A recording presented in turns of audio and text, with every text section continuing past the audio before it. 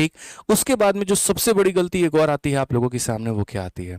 Mock test दे दिया 1 घंटे, तुरंत यहाँ पर लैपटॉप डाउन करोगे और भाग जाओ यहाँ पे, अरे बाप रे बहुत मेहनत हो गया, अब हमसे जो है एनालाइज नहीं हो पाएगा। अरे तो फिर फायदा क्या हो गया? ये तो वही बात हो गई, डॉक्टर के यहाँ चेकअप कराने गए, उसने कहा जाओ अल्ट्रासाउंड करा कर आ जाओ, और तुमने अल्ट्रासाउंड करवा लिया, उसके बाद बोला बस अब हो गया। अरे अल्ट्रासाउंड करा लिए तो उसकी रिपोर्ट जाओ वापस से डॉक्टर को दिखाओ, वो दवाई लिखेगा, खाओगे तब ना इलाज होगा तुम्हारा। तो मॉक टेस्ट दे दिया, तो मॉक टेस्ट देना महानता नहीं थी यहाँ पे, वो बहुत बड़ा गुण नहीं था वहां पे। केदारनाथ की चढ़ाई चढ़ गए और मंदिर के दर्शन ही नहीं किए, केदार जी के दर्शन नहीं किए, क्या फायदा?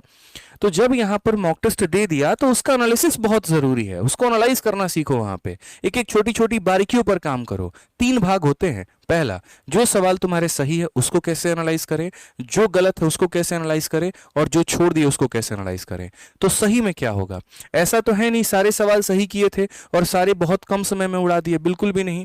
आज के समय जो मॉक टेस्ट की कंपनियां हैं वो वहां पर एक एवरेज टाइम बता देती हैं कि औसतन बाकी बच्चों ने इसको सॉल्व करने में 40 सेकंड लिया है, और अगर किसी सवाल में दिख जाए कि तुमने 1.5 मिनट में लिया है, तुरंत रोको और अपने आप को वहां पर सही करो। जिन क्वेश्चंस में मेरे भाई आपने ज्यादा टाइम लिया है वो भी कहीं ना कहीं खतरा है, ठीक है, क्योंकि वो भी आपको कंपटीशन से बाहर कर रहा है। बेशक वो सवाल सही तो हो गया है आपका, लेकिन वो एक जहर है। उस जहर को तुरंत करेक्ट करना है कि क्यों मेरा समय लगा, कौन ऐसी गलती की थी मैंने जिसके कारण मैं इतना वक्त ले पाया, मैं तुरंत उसको करेक्ट करूंगा वहां पे, ठीक। दूसरा, जो क्वेश्चंस में आपने तुक्के लगाए थे उस समय तो आपने तुक्के लगा दिए थे, लेकिन अब इसको रोक करके इसके सॉल्यूशन को पढ़िए।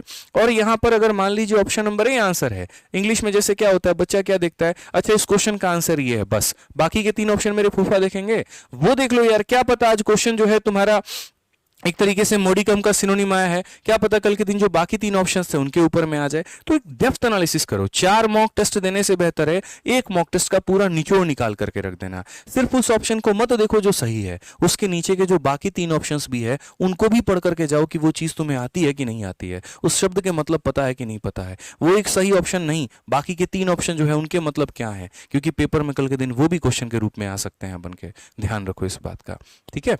उसके बाद में बात आता है इनकरेक्ट सवालों को लेकर के कि जो हमसे गलतियां हो गई।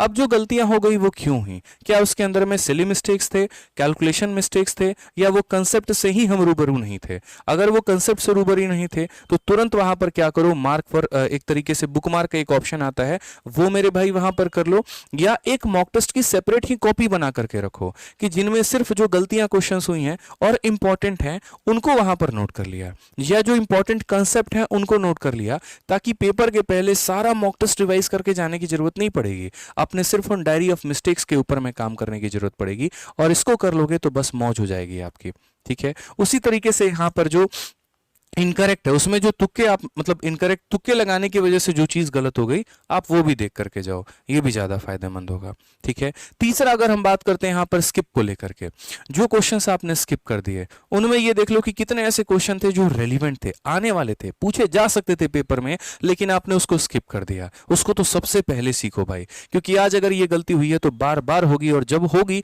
तो आपका बहुत घातक नुकसान करके जाएगी। इरेलीवेंट क्वेश्चंस को छोड़ सकते हो, जरूरी नहीं है 100 के 100 सवाल रट करके अपने आप को घोल के पिला देना है, नहीं, इरेलीवेंट क्वेश्चन से स्किप मारो, ठीक है।